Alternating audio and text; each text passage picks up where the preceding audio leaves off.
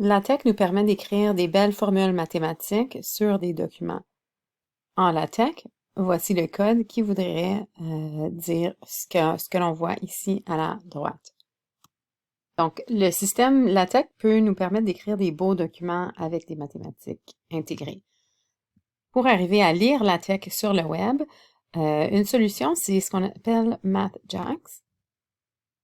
Donc, en HTML, si je vais sur mathjax.org, je clique ici et je copie tout simplement les lignes de JavaScript.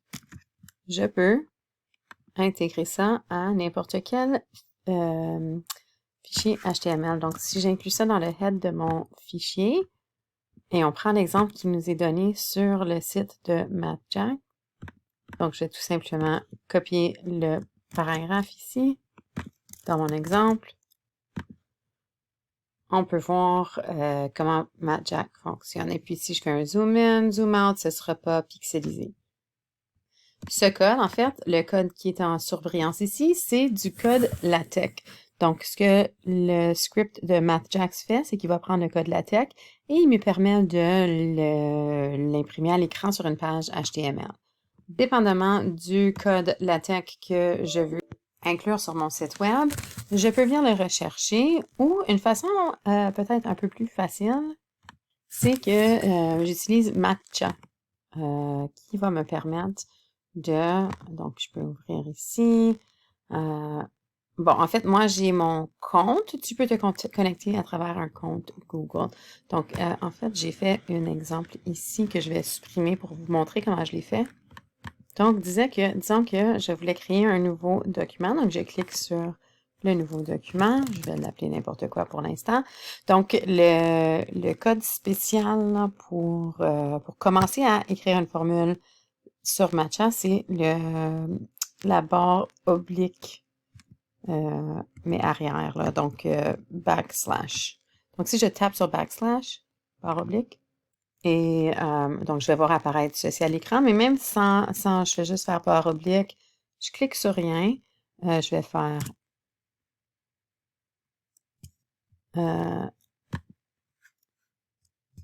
Enter, et je vois maintenant apparaître à l'écran une barre verte.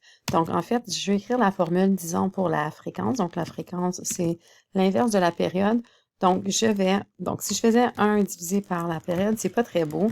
Donc, ce que je vais faire encore une fois le backslash. Et puis, je vais aller chercher, je veux une fraction en fait. Donc, je vais chercher le mot-clé fraction.